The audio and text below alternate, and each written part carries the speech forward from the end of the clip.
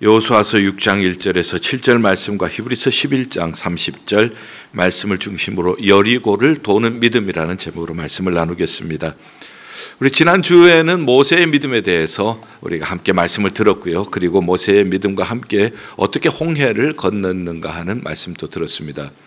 오늘은 히브리서 11장 30절에 7일 동안 여리고를 돌아서 여리고성이 무너졌다 하는 그러한 간략한 메시지만 우리가 듣게 되었습니다. 그래서 좀 더 이 내용을 상세하게 설명을 하고 있는 여호수아서 6장 1절부터 7절을 함께 읽게 되었습니다. 자, 여러분들에게 한번 정리하면서 말씀을 드리죠. 이스라엘 백성들이 홍해를 건넜습니다. 자, 홍해를 건너는 자체가 최종 목적일까요? 최종 목적지일까요? 아니면 그 이상의 무엇이 또한 있을까요? 자, 다시 한번 홍해를 건너는 그 자체가 목적이고 그것이 최종 목적지일까요? 아니면 홍해를 건너고 또 다른 어떤 목적지가 있을까요? 다른 목적지가 있죠. 거기가 바로 가나안 땅이죠. 가나안 땅은 하나님께서 약속하신 땅입니다. 자, 그런데 이 가나안 땅, 하나님이 약속하신 땅으로 들어가려면은 무엇을 지금 뛰어넘어야 하는가 하면은 여리고라고 하는 아주 난공불락의 성을 뛰어넘어야 해요. 그것이 무너져야 가나안 땅으로 들어갈 수가 있는 것입니다. 그런데 여리고는 굉장히 견고한 성이에요. 여리고에 경사진 곳에 세워지고 그리고 얼마나 견고하게 만들어졌는가 하면은 그냥 벽이 아니라 외벽이 있고 내벽이 있고 이중벽으로 견고하게 세워 놓은 것입니다. 자, 그곳을 점령을 하기 위해서 어떤 전략을 하나님께서는 여호수아를 통하여서 말씀하고 계시는가? 여기를 우리가 이것을 통하여서 그러면은 우리는 홍해를 건너듯이 죄악의 나라를 벗어나서 이제 예수 그리스도와 연합한 하나님의 자녀가 되었습니다. 죄의 노예가 아니라 이제는 자유민이 되었어요. 그러나 이것이 전부가 아니라 우리가 가야 할 곳은 하나님께서 구원받은 사람들을 위하여서 마련해 놓으신 축복의 땅을 밟아야 하는 거예요. 그런데 그 앞에는 떡 버티고 있는 것이 여리고 성이라는 겁니다. 여리고 성은 굉장히 견고한 성입니다. 그리고 6장 1절에 보면 굳게 닫혀 있다. 굳게 닫혀 있다는 것은 내 힘으로 못 연다는 거예요. 내 능력으로 못 무너뜨린다 하는 뜻입니다. 그래서 우리는 여기에서 그러면은 여리고가 무엇인가? 여리고가 무너져야 하나님이 약속하신 가나안 땅을 밟을 수가 있는데 여리고가 무엇인가? 제가 전도 훈련을 시킬 때에 이 본문을 가지고 이렇게 설교를 한 적이 있습니다. 여리고는 불신자의 마음이다. 불신자의 마음은 굳게 닫혀 있다. 그러나 하나님의 약속의 말씀을 붙잡고 계속 돌듯이 돌고 끊임없이 사랑을 베풀고 하게 되어지면은 저들의 마음이 열릴 때가 올 것이다. 마치 고구마를 삶을 때에 한 번 삶아서 안 되면 두 번 삶고 두 번 삶아서 안 되면 세 번 삶고 이렇게 해서 어느 정도 익었나 싶어서 젓가락으로 찔러보면은 아직도 덜 데우면은 더 삶아야 되는 거예요. 다 젓가락이 들어가면은 그때 먹으면 되는 것처럼 한 번 돌아서 안 되고 두 번 돌아서 안 되고 세 번 돌아서 안 되고 끝까지 마지막까지 순종할 때에 그때에 불신자의 마음도 여리고 성문 열어지듯이 열어질 줄 믿습니다. 뭐 이렇게도 이제 설명을 했지요. 자, 그러면은 이게 이렇게도 또 설명을 할 수 있어요. 여리고는 내 마음 속에 있다. 사실은 내가 예수 믿고 하나님이 예비하시는 충분한 복을 못 누리고 있다면은 그러면 무엇이 문제일까? 어쩌면 내 안에 있는 다른 사람이 아니라 환경이 아니라 내 안에 있는 여리고일 수가 있다. 똑같이 예수 믿고도 어떤 사람은 하나님이 주시는 풍성한 복을 더 누리는 사람이 있는가 하면은 더 누리기보다는 덜 누리는 사람도 있거든요. 결국은 내 안에 있는 여리고다. 그 여리고가 뭔가? 아마 이것이 내 안에 있는 살면서 내게 새겨진 쓴뿌리 같은 것. 열등감 같은 거, 상처 같은 것이 아닐까. 그것이 내가 하나님이 예배하신 축복의 땅을 향하여 갈 때마다 언제나 나의 발목을 붙잡는 그러한 요소가 아닐까. 이렇게도 설명이 가능해요. 자, 어쨌든 불신자의 마음이든지 내 마음에 있던 쓴뿌리든지, 자, 이것을 해결할 수 있는 하나님의 전략을 우리는 3절부터 배우게 되어집니다. 이것을 요약해서 그냥 이야기식으로 전달할게요. 중간에 뭐가 있는가 하면 언약궤가 있어요. 언약궤 앞에 양각, 양의 뿔로 된 나팔을 든 7 제사장이 있습니다. 그 앞에는 군사가 있어요. 그러니 맨 앞에는 군사, 그 다음에 양의 뿔을 든 제사장, 그 다음에 언약궤, 그 뒤에는 후군이 있어요. 앞에 있는 군사 말고 뒤에도 언약궤를 보호하는 후군들이 있고 그 뒤에 백성이 따라갑니다.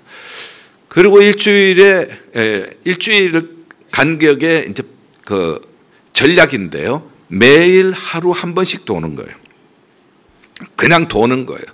돌 때 우리가 읽지는 않았지만은 6장 10절에 보면은 말하지 말라는 거예요. 6장 10절에 외치지 말고 음성 들리게 하지 말며 입에서 아무 말도 내지 말라. 그리 하다가 내가 너희에게 명령하여 외치라 하는 날에 외칠지니라. 그래서 하루에 한 번씩 성을 도는 겁니다. 그렇게 한 번씩 이렇게 6일 동안 말없이 돌다가 7일째는 7번 도는데 7번 도는 그 마지막에 외치라 할 때 외치면은 성이 무너질 것이다. 이것이 이제 하나님께서 가르쳐 주신 전략이에요.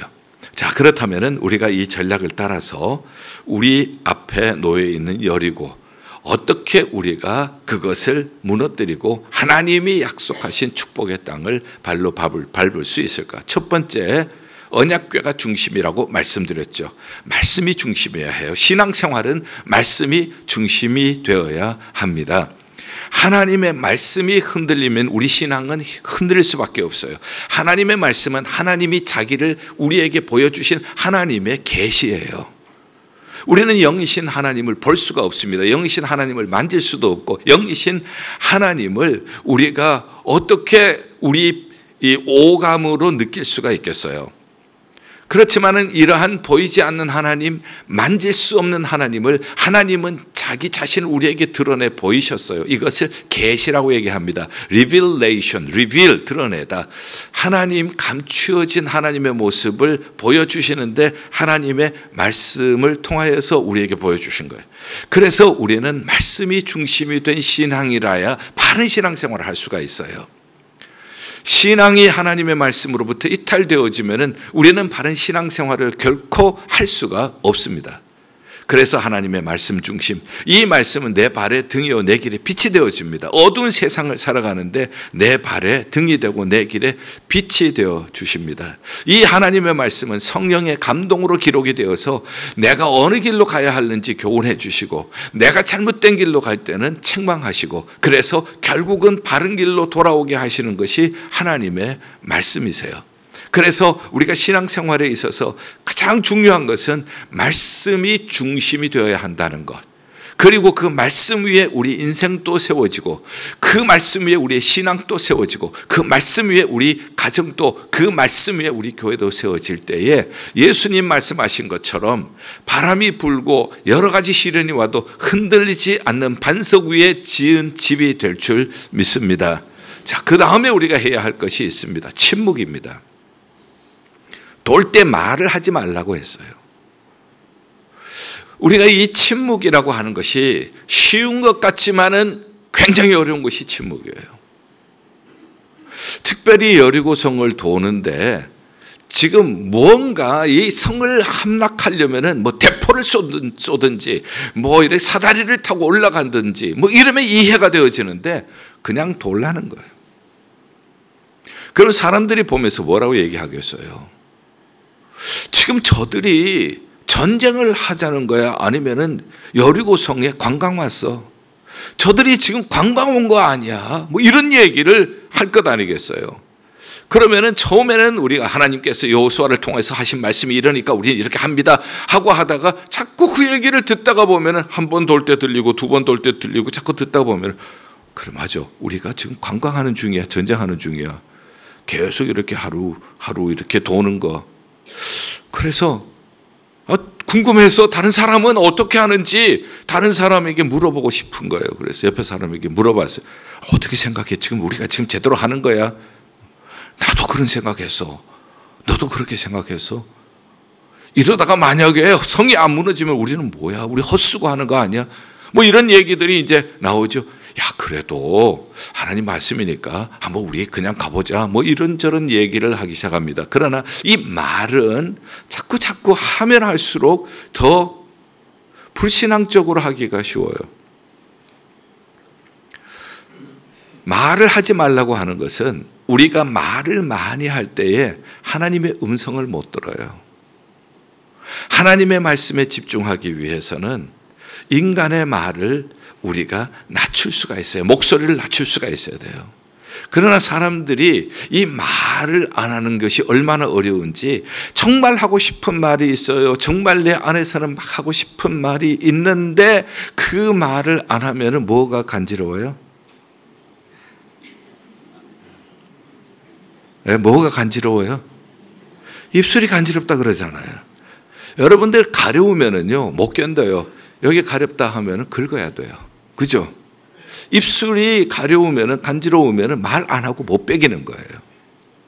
침묵이 이렇게 힘든 거예요. 그러나 입술이 간지러워서 못 빼겨서 말을 하면은 우리는 나타나는 현상을 보면은 불신앙적인 말을 할 수밖에 없어요.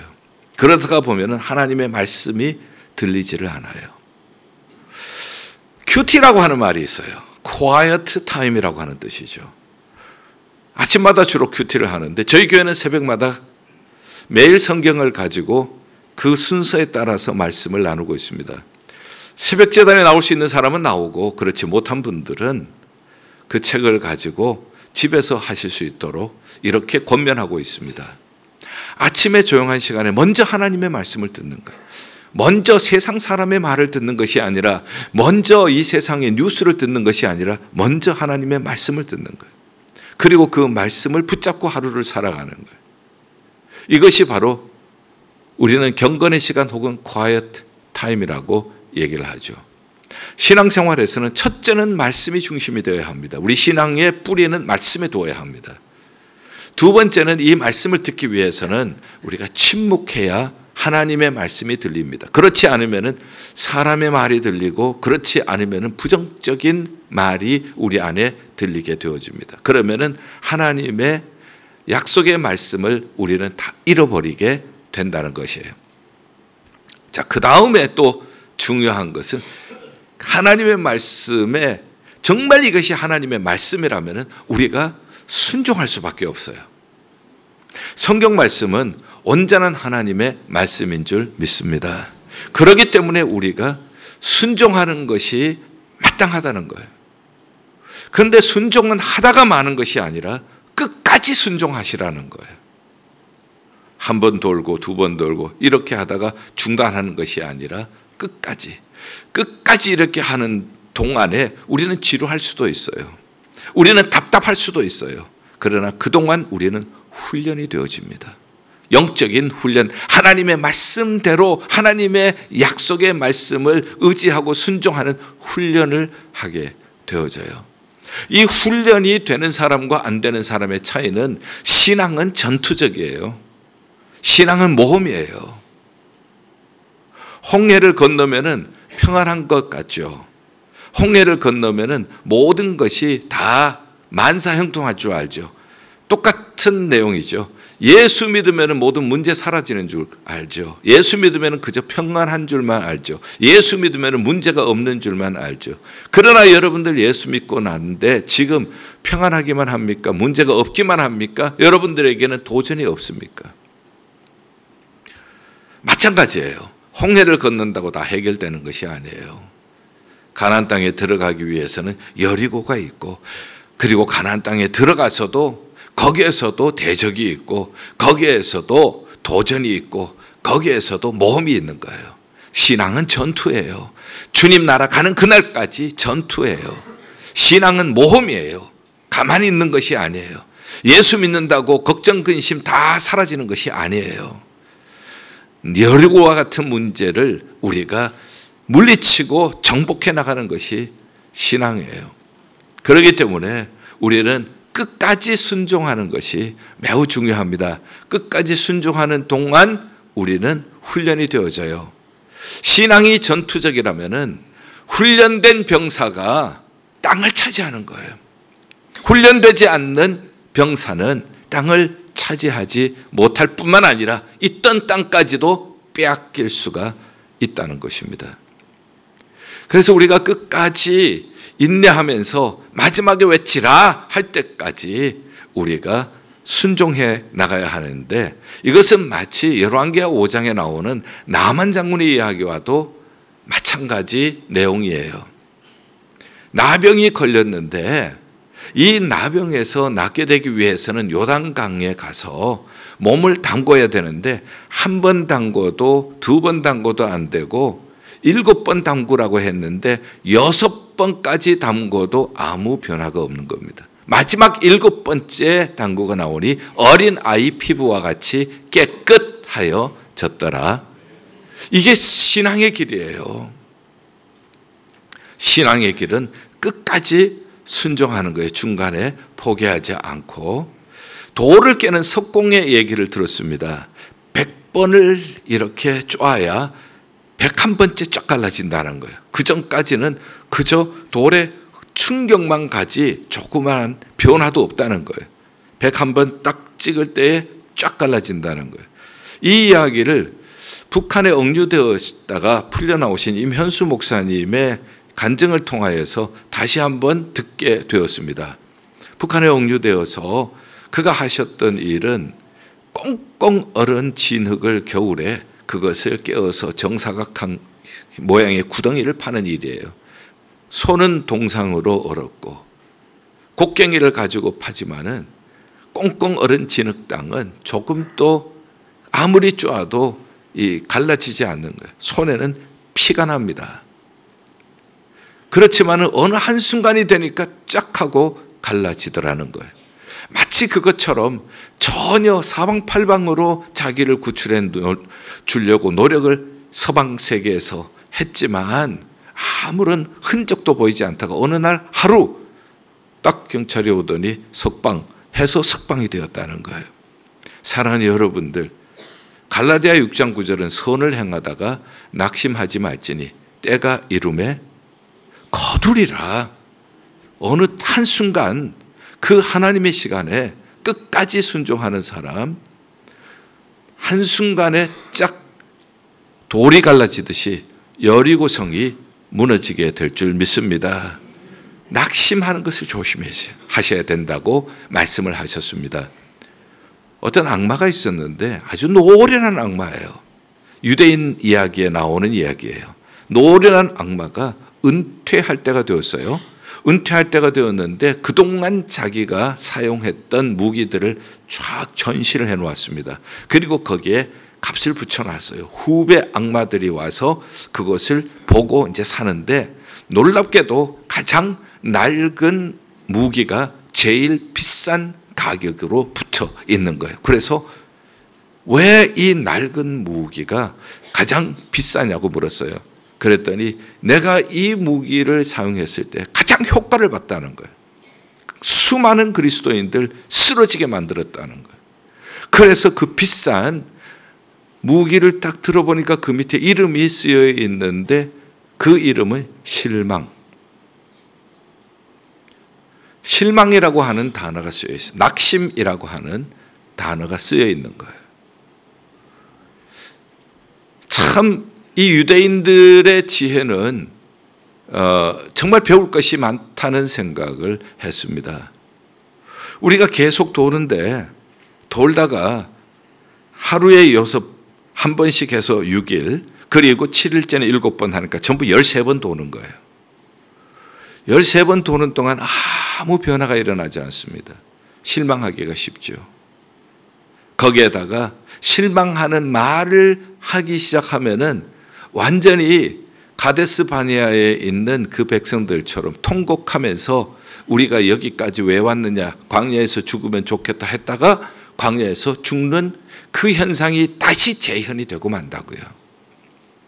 끝까지 우리가 순종하면서 낙심하지 말고, 선을 행하다 낙심하지 말고, 하나님의 말씀은 반드시 성취될 줄 믿습니다. 그 약속의 말씀을 붙잡고 끝까지 우리가 순종하며 나갈 때에 어느 한순간 바로 여리고가 무너지게 될 줄 믿습니다. 우리 앞에 있는 여리고도 무너지게 될 줄 믿습니다.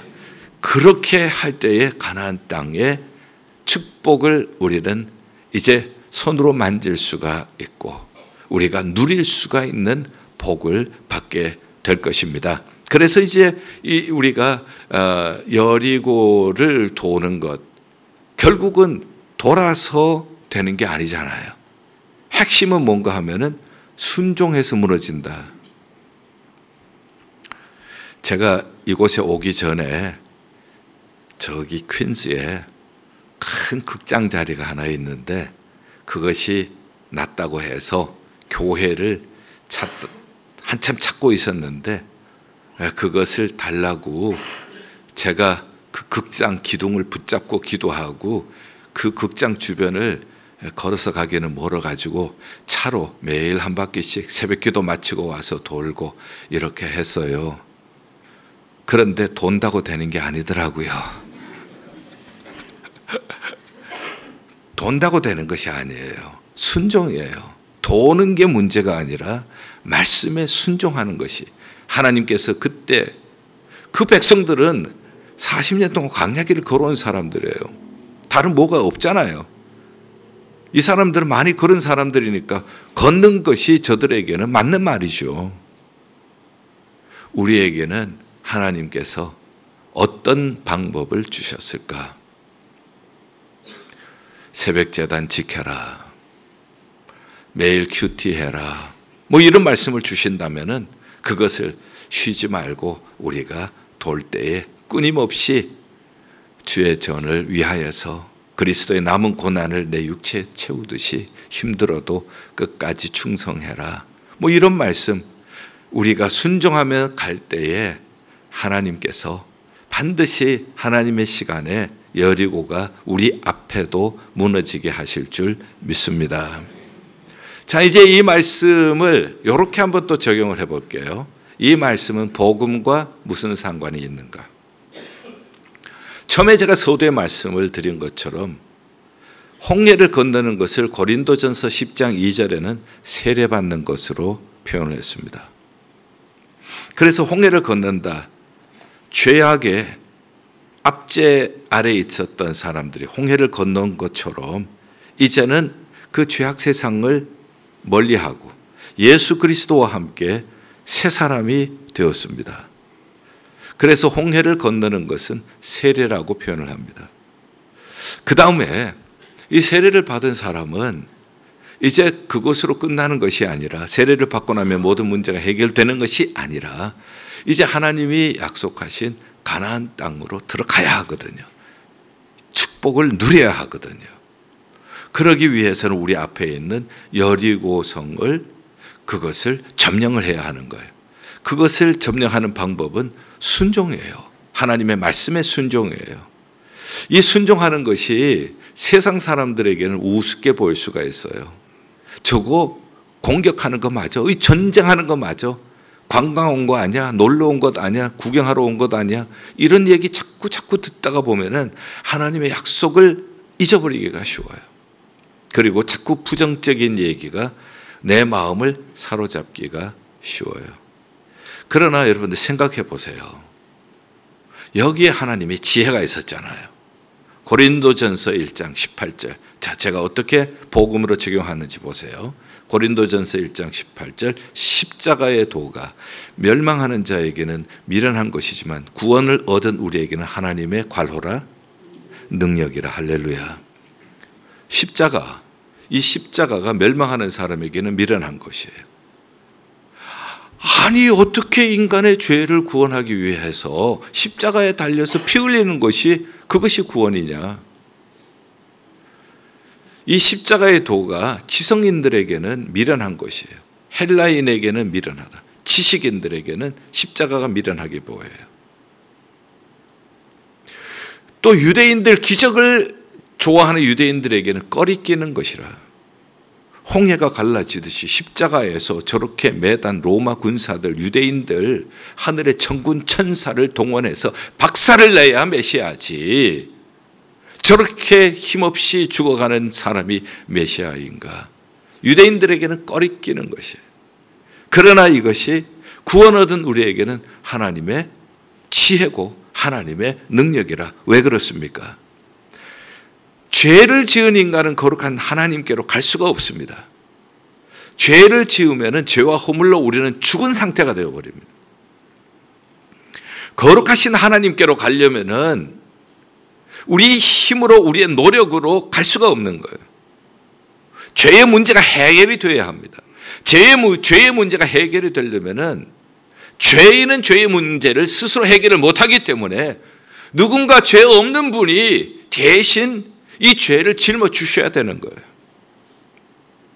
빚을 진 사람이 있으면 대신 빚을 갚아주는 사람이 있어야 탕감이 되는 것처럼 죄인의 이 죄를 해결하기 위해서는 누군가가 죄 없는 분이 이 죄인의 죄를 담당하셔야 되는 거예요.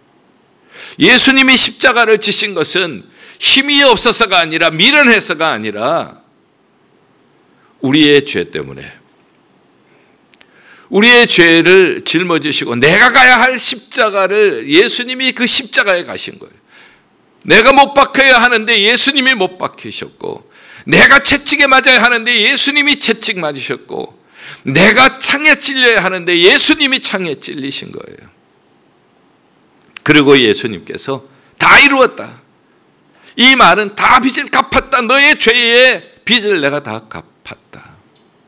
이렇게 해서 예수 그리스도께서는 우리의 죄를 다 속량해 주셨어요. 그리고 예수 그리스도께서는 3일 만에 다시 살아나셨습니다. 3일 만에 다시 살아나셨다는 것은 죄의 권세, 사망의 권세를 이기셨다는 거예요. 그리고 부활하셨어요. 예수 그리스도께서 죄와 사망의 권세를 이기시고 부활하신 주님께서 지금 살아계셔서 우리와 함께 계십니다.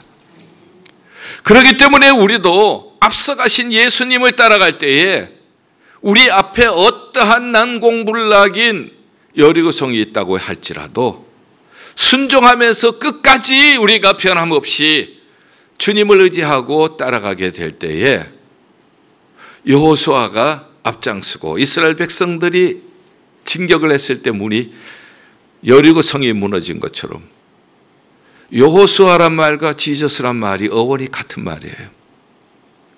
예수님 앞장서시는 예수님 뒤따라갈 때에 우리도 반드시 승리하게 될 줄 믿습니다. 순종하며 나아가는 길, 힘들고 어려워도 하나님의 말씀을 따라서 갈 때에 반드시 여리고가 무너지는 날이 오게 될 것입니다. 순종하며 나아갈 때 반드시 여러분 장차 큰 은혜 받는 날이 올 줄 믿습니다. 결론적으로 말씀을 드립니다. 이 말씀을 이제 구약에 대한 얘기, 그 다음에 신약의 복음과 연결을 시켰어요. 이제 이 말씀을 아는 것으로 충분하지 않아요. 이 말씀이 내게 능력이 되기 위해서는 내가 적용을 해야 합니다. 오늘 말씀을 듣고 우리도 말씀을 중심으로, 그리고 수많은 이야기가 들려오지만 그 말에 귀를 기울이지 말고 하나님의 말씀에 우리가 굳게 서서 인내하면서 끝까지 포기하지 않고 예수님 따라 나아갈 때에 우리 앞에 있는 여리고도 무너지게 될 줄 믿습니다. 그리고 우리는 축복의 땅을 발로 밟게 될 줄 믿습니다. 이러한 간증이 많으면 좋겠어요. 우리의 오늘 생활 속에서도 내 앞에 전도 대상자의 문이 막혀 있습니다. 혹은 내 앞에, 내 안에 있는 이 여리고성 쓴뿌리와 같은 것, 상처와 같은 것, 언제나 하나님이 주신 양으로 생명을 얻고 풍성하게 얻게 하시려고 하는 이 풍성함을 못 누리고 살고 있습니다. 그런데 오늘 말씀을 따라서 이 약속의 말씀을 붙잡고 끝까지 내가 순종하면서 갔더니 앞장서신 예수님 따라서 주님만 바라보고 따라갔더니 내 앞에 있는 여리고가 무너졌습니다. 이런 간증을 하는 분들이 한 사람, 두 사람 생겨나가게 될 때에 우리 교회는 승리의 찬송이 끊임없이 울려 퍼지게 될 줄 믿습니다. 여러분들의 삶 속에, 오늘 말씀을 듣는 여러분들의 삶 속에 이런 승리가 있기를 주님의 이름으로 간절히 축원합니다. 기도하겠습니다. 하나님 아버지, 우리의 삶 속에서도 여리고가 무너지듯이 여리고가 내 안에 있는 여리고도 무너지게 하여 주시옵소서. 그리고 하나님이 약속하신 축복의 땅을 우리가 마음껏 누릴 수 있는 간증이 많은 성도들, 그리고 가정, 그리고 우리 교회 되게 하여 주시옵소서.